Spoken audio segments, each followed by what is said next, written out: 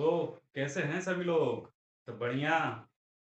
मैं हूं आकाश जैन और हम डिस्कस कर रहे थे क्लास 10th साइंस से केमिस्ट्री का second chapter acid bases and salts. इस वीडियो में हमें डिस्कस करना है पीएच स्केल के बारे में। तो आइए डिस्कस करते हैं।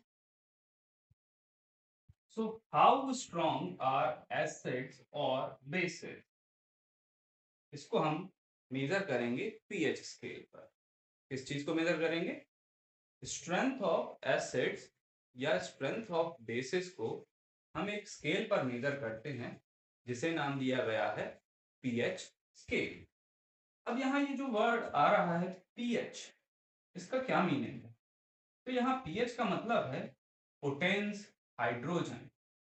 पोटेंस वर्ड जो है ये एक जर्मन वर्ड है जिसका मीनिंग होता है पावर। तो अल्टीमेटली पीएच का क्या मीनिंग निकल रहा है? Power of hydrogen ion concentration. अब ये जो पीएच स्केल होता है इसको हमने यहाँ ड्रॉ किया है। अब इसको समझते हैं कि ये पीएच स्केल किस तरीके से वर्क करता है। तो पीएच स्केल जनरली एक नंबर ऑफ स्केल है जो 0 से 14 तक इसकी वैल्यूज होती हैं, जिसमें 7 जो होता है ये न्यूट्रल शो करता है, न्यूट्रल सॉल्यूशन को शो करता है।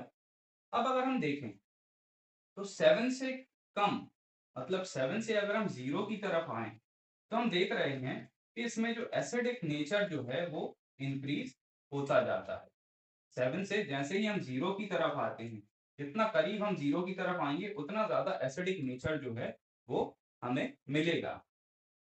ठीक है, और जैसे ही हम 7 से 14 की तरफ जाते हैं तो हम देखते हैं कि जो बेसिक नेचर है वो इंक्रीज होने लगता है। इसका मतलब ये है कि अगर पीएच स्केल पर 0 या 0 के आसपास कोई वैल्यू है, दैट मीन्स वो एसिड जो है वो बहुत ही स्ट्रॉन्ग एसिड है। और जैसे जैसे हम 7 से 14 की तरफ मीन्स हायर वैल्यू जो अगर हमें पीएच स्केल पर मिलेगी तो वो शो करेगी कि जो सॉल्यूशन है वो बेसिक सॉल्यूशन। अब देखते हैं कि ये यहाँ हमने एक एरिया को मार्क किया है 0 से लेके लेकिन 7 से थोड़ा पहले तक। ये वैल्यूज जो होती हैं ये पीएच वैल्यूज होती हैं एसिड्स के लिए। और 7 से बाद और 14 तक जो वैल्यूज हैं वो होती हैं वैल्यूज फॉर बेसिस। अब देखते हैं कि 0 से 3.5 तक की रेंज, 0 से 3.5 अगर किसी सॉल्यूशन की पीएच है तो उसको हम कैटेगराइज करेंगे स्ट्रॉन्ग एसिड्स में। अगर किसी सॉल्यूशन की पीएच 3.5 से लेके से 6.9 तक के बीच में है तो उसे हम कैटेगराइज करेंगे वीक एसिड्स में। वहीं हम दूसरी तरफ हम देखें, अगर किसी सॉल्यूशन की पीएच 7.1 से लेके 10.5 के बीच में है तो उस सॉल्यूशन को हम कैटेगराइज करेंगे वीक बेस में। और अगर किसी सॉल्यूशन की पीएच 10.5 से 14 तक है तो वो आएगा स्ट्रॉन्ग बेसिस की कैटेगरी में। अब वीडियो में आगे बढ़ते हैं और जानते हैं कि हमारी डे टू डे लाइफ में पीएच की क्या इंपॉर्टेंस है। तो कुछ एग्जांपल्स की हेल्प से हम समझेंगे कि कैसे पीएच हमारी डे टू डे लाइफ में रिलेटेड है। तो फर्स्ट एग्जांपल लेते हैं जो कि है stomach produces HCl which helps in digestion of food। हमारे पेट में लगातार HCl प्रोड्यूस होता रहता है।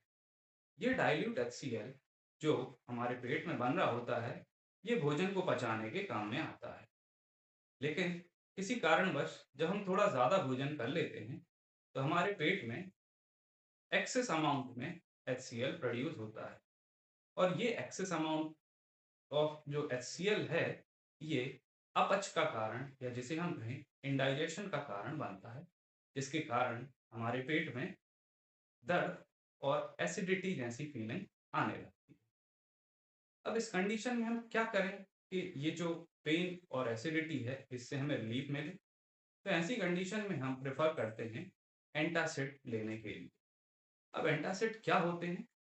एंटासिड्स ऐसी सॉल्यूशंस होती हैं जिनका नेचर बेसिक होता है, जो कि एसिड को न्यूट्रलाइज करके रिलीफ प्रोवाइड करते हैं।